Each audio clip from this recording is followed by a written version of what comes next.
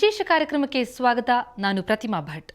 ಮಕ್ಕಳನ್ನ ಪೋಷಕರು ಓದೋಕೆ ಬರೆಯೋಕೆ ಅಂತ ಶಾಲೆಗೆ ಸೇರಿಸ್ತಾರೆ.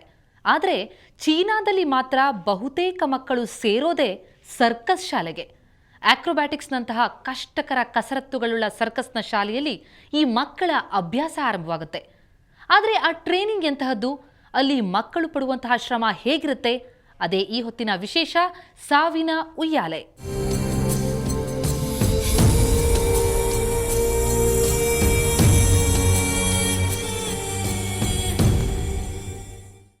ಎಷ್ಟು ಕಣ್ಣೀರು ಹಾಕಿದ್ರೂ ಬಿಡಲ್ಲ, ನೋವು ಅಂತ ಕಿರ್ಚ್ಕೊಂಡ್ರೂ ಪ್ರಯೋಜನನೇ ಇಲ್ಲ. ಅಪ್ಪ ಅಮ್ಮಂದಿರೇ ಉತ್ಸುಕತೆಯಿಂದ ಸೇರಿಸಿದ್ದಾರೆ ಈ ಸರ್ಕಸ್ ಶಾಲೆಗೆ. ಇಲ್ಲಿ ಮಕ್ಕಳ ದೇಹವನ್ನ ಹಿಂಡಿ ನೋವನ್ನ ತೆಗೆದು ಸಜ್ಜುಗೊಳಿಸಲಾಗುತ್ತೆ ಕಸರತ್ತು ಪ್ರದರ್ಶಿಸಲಿಕ್ಕೆ.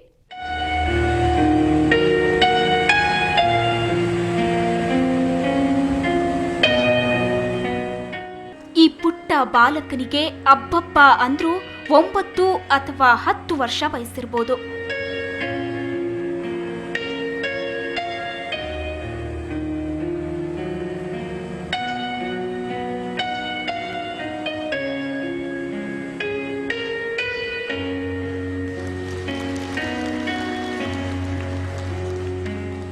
ಈತನ ಈ ವಿಭಿನ್ನ ಕಸರತ್ತು ಎಂಥವರಲ್ಲೂ ಅಚ್ಚರಿ ಹುಟ್ಟಿಸಬಹುದು.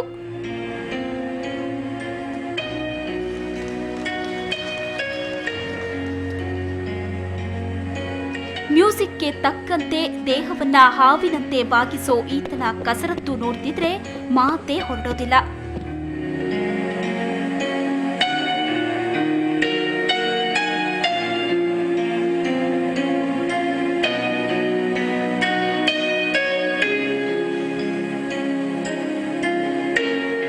ಆದ್ರೆ ನಂಬಲೇಬೇಕಾದ ಸತ್ಯ ಅಂದ್ರೆ ಈ 5 ನಿಮಿಷಗಳ ಕಸರತ್ತಿನ ಹಿಂದೆ ವರ್ಷಗಳ ಪರಿಶ್ರಮವಿದೆ, ನೋವಿನ ಕತೆಗಳಿವೆ, ಲೆಕ್ಕವಿಲ್ಲದಷ್ಟು ಬೈಗುಳವನ್ನ ಕೇಳಿಸಿಕೊಂಡಿದ್ದಾನೆ ಈ ಪೋರ.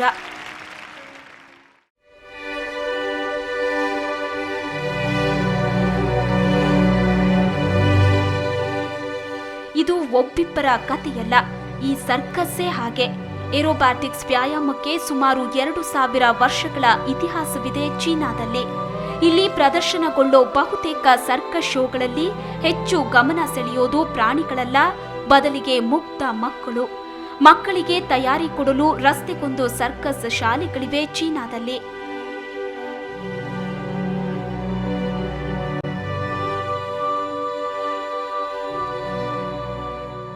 ಈ ಪುಟ್ಟ ಹುಡುಗಿಯ ಹೆಸರು ಸುಲು. ಸುಲು ಸರ್ಕಸ್ ಶಾಲೆಯಲ್ಲಿ ಏರೋಬ್ಯಾಟಿಕ್ಸ್ನ ಟ್ರಾಫೇಸ್ ಕಸರತ್ತನ್ನ ಕಲಿತಿದ್ದಾಳೆ. ಟ್ರಾಫೇಸ್ ಸಾವಿನ ತೂಗುಯ್ಯಾಲೆಯೇ ಸರಿ. ಈ ಉಯ್ಯಾಲೆಯಲ್ಲಿ ಆಡೋದಕ್ಕೂ ಗುಂಡಿಗೆ ಬೇಕು. ವಯಸ್ಸು 18 ವರ್ಷ ಇರ್ಬೋದು ಸುಲುಗೆ. ಸರ್ಕಸ್ ಶಿಕ್ಷಕರು ಎಷ್ಟೇ ಪ್ರಯತ್ನ ಪಟ್ರೂ ಸುಲುಗೆ ಇನ್ನೂ ಹಿಡಿತ ಸಿಗ್ತಾ ಇಲ್ಲ ಈ ಕಸರತ್ತಿನಲ್ಲಿ. ಹಾಗಂತ ಅಭ್ಯಾಸ ನಿಲ್ಲಿಸೋ ಹಾಗಿಲ್ಲ, ಮೇಲಿಂದ ಬೈಗುಳ ಅಂತೂ ಇದ್ದತೆ.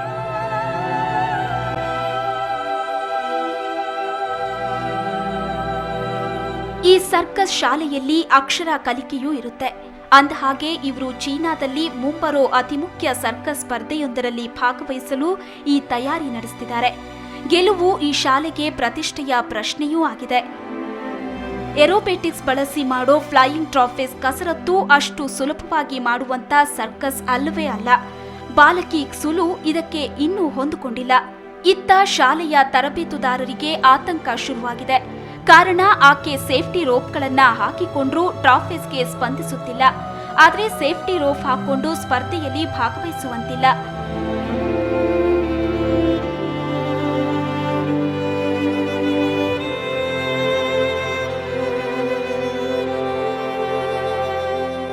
ಅದಕ್ಕಾಗಿಯೇ ಸುಲುಗೆ ಅಭ್ಯಾಸದ ಮೇಲೆ ಅಭ್ಯಾಸ. ಈ ಅಭ್ಯಾಸದಿಂದ ಸುಲು ಕನಿಷ್ಠ 3 ಬಾರಿ ಪಲ್ಟಿ ಹಾಕೋದನ್ನ ಕಲಿಯಲೇಬೇಕು. ಇದು ಟೀಚರ್ನ ಒತ್ತಾಯವೂ ಆಗಿದೆ.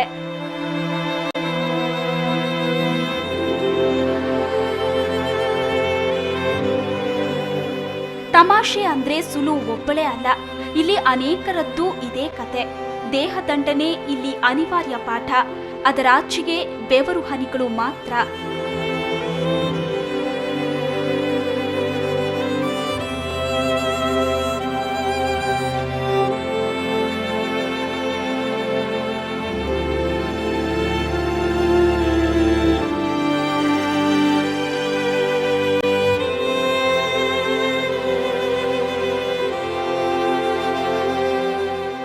ಆಹಾರದಲ್ಲೂ ಅಷ್ಟೇ.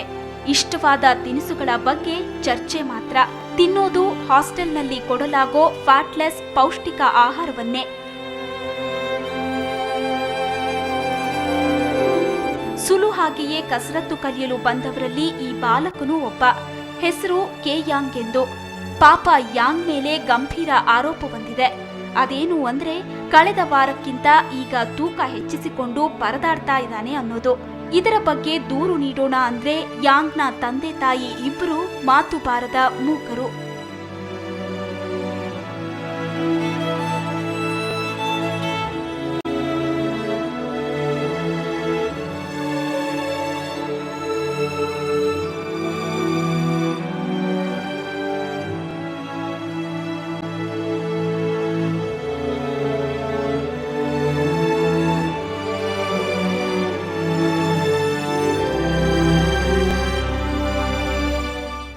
ಜಂಕ್ ಫುಡ್ ಇರಲಿ, ಮಕ್ಕಳಿಗೆ ಮನೆ ತಿನಿಸನ್ನ ಕೂಡ ತಿನ್ನೋದಕ್ಕೆ ಬಿಡಲ್ಲ ಈ ಶಾಲೆಯಲ್ಲಿ.